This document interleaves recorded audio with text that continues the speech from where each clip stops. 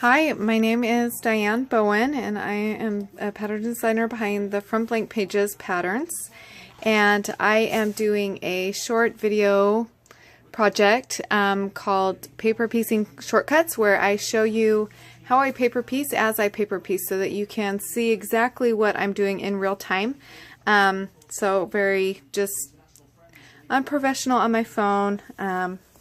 Listen to me ramble as I show you. So anyway, I wanted to continue from the last video. I showed you how I chain piece my paper piecing patterns, especially when I'm using multiple sections at once on the pattern. So I'm using my Rise Above pattern, which will be released here shortly, and it's a hot air balloon pattern, and I'm paper piecing the balloon sections. So in the last video I showed you how I pieced these 4 sections all at once, and I have a video prior to that shows you how I glue basted to make it really easy so that I could paper piece all of these at the same time. So be sure to check those out. One thing I didn't get to finish on the last video is after you chain piece, so you go around the pattern and then you go around the next one, which I did show. So then what you do is you clip your threads, and you want to clip them really close to the edges here so that you don't have big strings, and you want to clip that on both sides so you don't have big loose threads, because just so they don't get in the way later or show up in between seams. Sometimes when you join blocks together, you don't have to worry about those extra threads. So I cut that. So I'll sew all of these. So I sewed all of these together, all of the sections on, and then I went through and I just trimmed them all at the same time, so it goes fast. So every part of the process really is very efficient. So now what I'm going to do is I'm going to trim these so that I have a 1/4 inch seam allowance everywhere I go. And so what I do is, here you can see on this one, I already folded it back, but I take the seam line right there, and on the line where you draw to the ink line, I just fold it back like this so that you can have, so that the fold is right on those seams right there. So where I did multiple sections at once, I will fold multiple sections at the same time to speed it up, because I do everything at once that I can.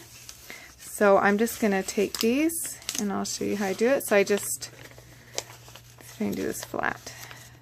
So I just kind of pull it back.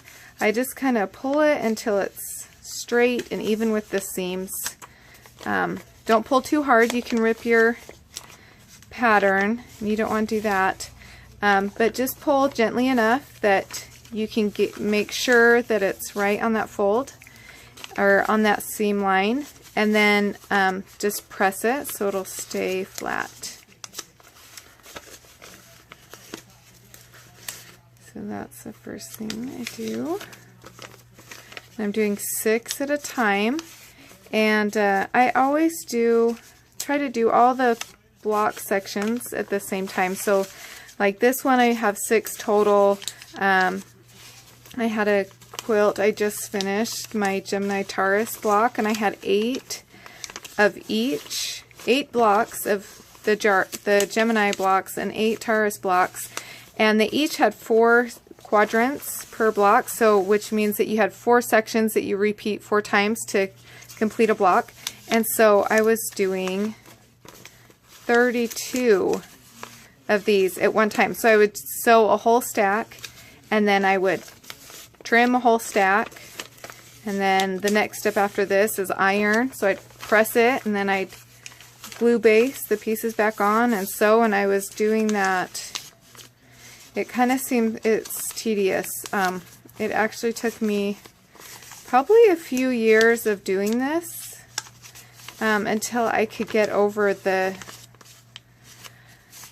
tediousness, the repetitiveness of doing 32 of the same thing over and over and over again.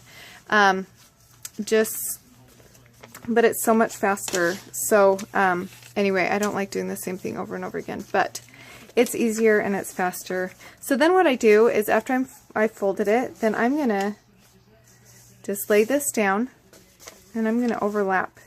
So what I'm going to do is I'm going to trim both of these at the same time. So when I lay it down, I'm going to trim this and this, and then I'll show you what I do. But I'm going to overlap these so that these aren't going to cut into that. So you want to lay them kind of close so you can see how far the overlap is over here. You want them kind of close to conserve space, but kind of far enough apart that you're not going to be cutting into the one underneath. So like I don't want to do it there. So yeah, and you can kind of see here how they're pretty consistent. I like to do them a little bit closer just because then, especially if I have a lot of blocks, I can just stack as many as I can across my cutting board. And that saves time. So I'm not doing this task 10 times, you know, or 30 times, or, you know, whatever, if I only do 3 at a time, or however many blocks I have. But then I can just do it really quickly. So my whole thing is just efficiency. So then what I do here is I take the 1/4 inch mark on my ruler and I line that up with the paper edge here where the fold is, which is my seam allowance line. So I know that if I line up my 1/4 inch mark with that, then there's that 1/4 inch seam allowance that I'll have left, and then I can just cut the rest off. So those two are done. I'm just going to put it aside right now, and I'm going to just hurry and do these ones.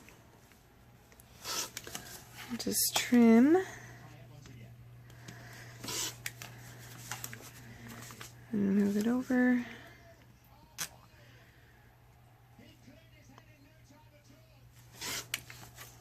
It's a little harder. It's a little more on my cutting. Usually I do it a little bit closer to the edge so that I don't have to lean over quite as far. But I wanted to get these centered in the picture for the video. Anyway, I hope these videos are helpful. I've gotten some good feedback. I appreciate your feedback and that it's helpful to see what I'm doing. There are so many techniques to paper piecing out there, and there really is no right way. I really strongly believe that, you know, we're all different. We all have different methods that work for us better than others. So it's all about just trying new things and seeing what works for you.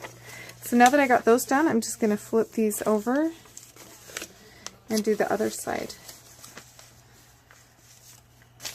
And you can unfold that part that you just trimmed already if you want, just to keep them flatter. Okay, and then when you do this, make sure like your piece doesn't fold under the wrong way. You want to make sure your fabric is flat and straight. Sometimes if it's unfolds weird or gets folded under the wrong way, sometimes you can actually cut it off, and then I've done that where I've trimmed off my, it's this, like if this gets folded back under there and then I trim it, and then all of a sudden that's too small.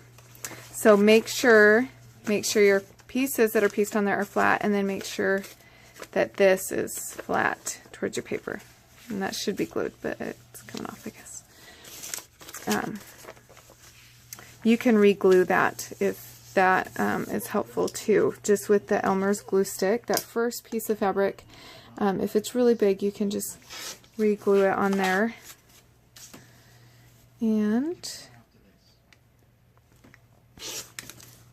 then just trim. And then when you're done, you just kind of put to the side. You can either unfold them then or unfold them all at once.